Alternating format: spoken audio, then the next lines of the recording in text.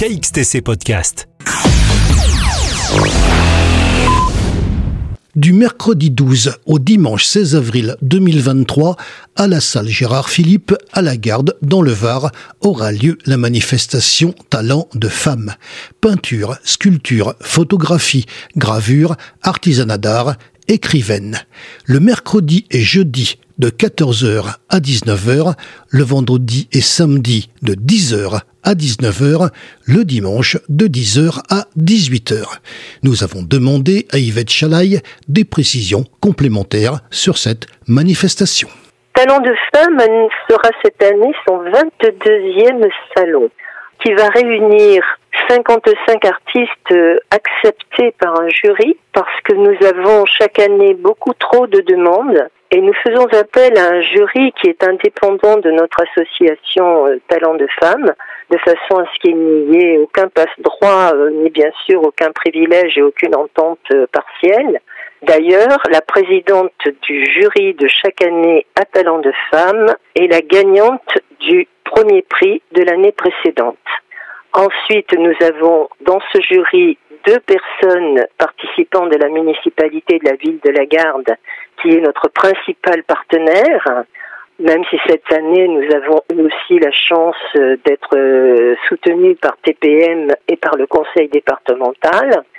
Ce jury sélectionne sur photo les artistes qui seront présentés pendant le salon. C'est une sélection, mais ce n'est pas un jugement, bien évidemment. Et c'est aussi surtout parce que nous voulons laisser l'espace à chaque artiste. Nous ne souhaitons pas qu'elles soient les unes sur les autres. Même si la salle Gérard Philippe à la Garde est très très grande, il faut quand même préserver la circulation du public.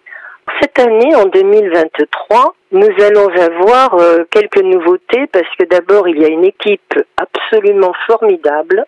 Je voudrais les citer nommément parce qu'elles ont fait un travail absolument extraordinaire. Comme vous le savez, un salon se prépare en fait quasiment d'une année sur l'autre. Isabelle Rioux-Tesser, qui est à la fois vice-présidente et secrétaire de l'association. Gladys Gérard, qui est notre trésorière. Agnès Molitor, qui est notre graphiste à l'origine de tous nos supports de communication. Brigitte Dravé, qui gère toute la partie Facebook et compagnie. Alors, cette équipe-là est absolument formidable et je crois qu'il faut commencer par les remercier.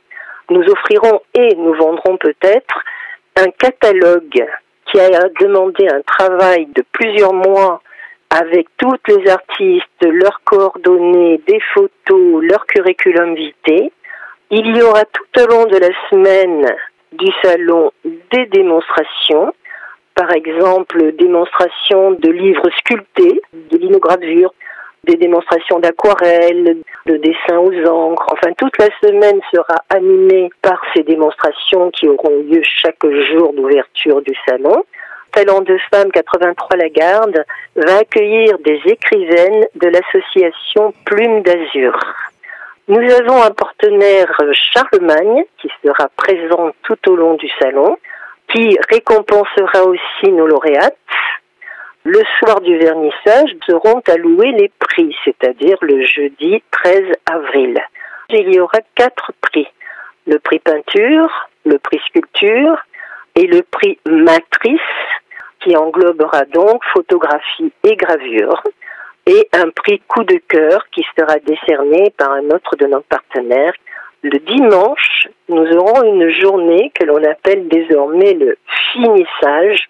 À partir de 16h, il y aura le prix du public qui récompensera l'une des exposantes en artisanat d'art. Tout au long de la semaine, une urne sera mise à disposition des visiteurs. Chacun votera pour le prix d'artisanat d'art qu'il souhaitera voir décerné le dimanche en fin d'après-midi. Tous les prix sont payés par l'association. Les lauréates seront très gâtées puisqu'en plus de ce qu'elles vont recevoir le soir même du vernissage, l'association Talents de femmes leur offrira une exposition à la galerie avant-gardiste à la Garde. Nous espérons avoir beaucoup de monde. Il faut savoir que nous avons préparé dans un grand enthousiasme et une volonté de faire plaisir à toutes les artistes qui vont partager cette semaine avec nous. KXTC Podcast.